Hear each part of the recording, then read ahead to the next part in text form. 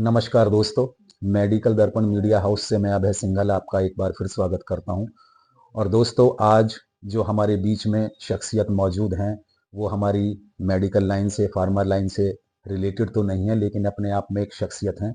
जी हाँ दोस्तों, आज मैं अपनी बड़ी बहन जी के यहाँ पिलखुआ में आया हूँ और मेरी ये बड़ी बहन भाजपा नेत्री रही हैं। बहुत संघर्ष इन्होंने किया है।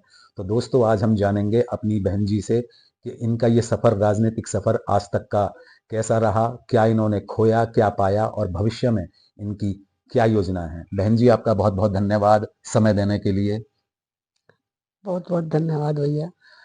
बहन जी, जरा कृपया श्रोताओं को बताएं कि आपने अपना जीवन काफी कुछ भाजपा के लिए समर्पित किया। बहुत अच्छी कार्यकर्ता रही हैं, बहुत अच्छी अच्छी पोस्ट पर भी आप देश में, प्रदेश में रही हैं। कृपया श्रोताओं को बताएं कि आप किन किन पोस्टों पर रही हैं, कौन से साल में आपने राजनीति में पदार्पण किया और आपका अब तक का ये राजनीतिक सफर कैसा रहा। बहन जी, सन 1975 में जब इमरजेंसी लगी थी, तब मेरे पति और मेरा बड़ा बेटा दोनों जेल गए थे। उसी समय से मेरा राजनीतिक करियर शुरू हुआ। मैंने जेल में बहुत लोगों की जा जाकर मदद की, उनको मिलवाना, उनके काम कराना, ये सब मैंने किया। लेकिन इमरजेंसी के बाद जब मेरे पति घर आ गए, तो उस समय मैं फिर से अपने ही घर के कामों में लग गई थी। लेकिन जब 80 में जनसंघ से भाजपा का उदय हुआ, तब से मेरा राजनीतिक करियर शुरू हुआ और उसके बाद मैं महिला मोर्चे के प्रदेश में मैंने काम करना शुरू किया और उस कार्य उसमें करते हुए पहले प्रदेश महामंत्री रही। उसके बाद महिला मोर्चे की लगातार उत्तर प्रदेश की 6 साल अध्यक्ष रही। सबसे पहला मेरा कार्यकाल शुरू हुआ माननीय राजनाथ सिंह जी जब प्रदेश अध्यक्ष बने, तो उन्होंने मेरे को महिला मोर्चे का अध्यक्ष बनाया। उसके साथ मैंने कलराज जी के साथ, आदरणीय विनय कटियार जी के साथ, आदरणीय ओम प्रकाश सिंह जी के साथ प्रदेश की अध्यक्ष रहते हुए 6 वर्ष तक काम किया। उसके बाद मेरे को क्षेत्रीय अध्यक्ष भारतीय जनता पार्टी पश्चिम का बनाया गया और मैंने उसका बहुखूबी ईमानदारी के साथ काम किया, कार्यकर्ताओं का निर्माण किया। एक से एक अच्छे कार्यकर्ता अपने समय में मैंने पैदा किए। क्षेत्र में मैंने कोई गुटबाजी पैदा नहीं होने दी और मेरा कार्यकाल, आज भी पहली मैं महिला थी जो उत्तर प्रदेश में क्षेत्र की अध्यक्ष बनी थी। उसके पश्चात मेरे को प्रदेश में उपाध्यक्ष आदरणीय शाही जी प्रदेश अध्यक्ष बने, उनके साथ मेरे को रहने का सौभाग्य प्राप्त हुआ। उसके उपरांत मैं राष्ट्रीय सचिव महिला मोर्चे की रही।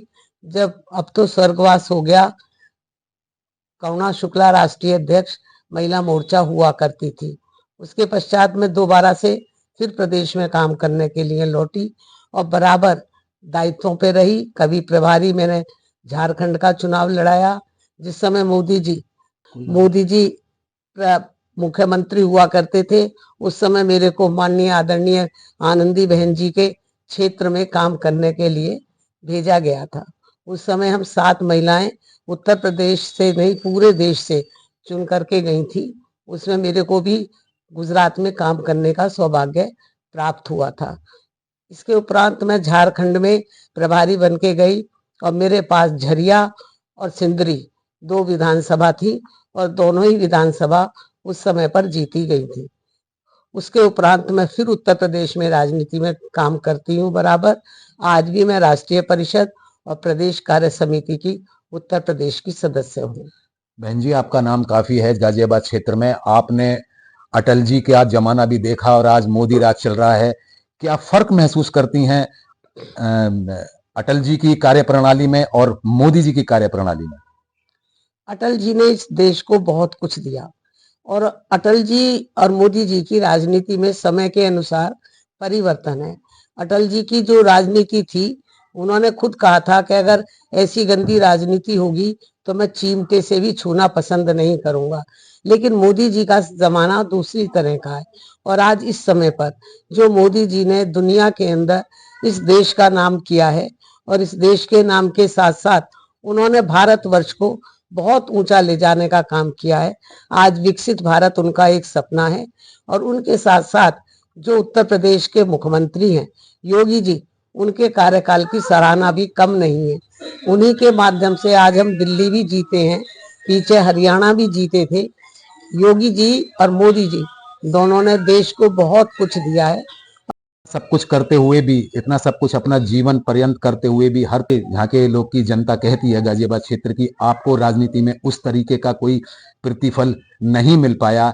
क्या ये एहसास कभी होता है आपको? आपको हजारों लाखों श्रोता देख रहे हैं, आज अपने मन की बात आप कह सकते हैं। नहीं नहीं, मेरे को कोई नहीं होता।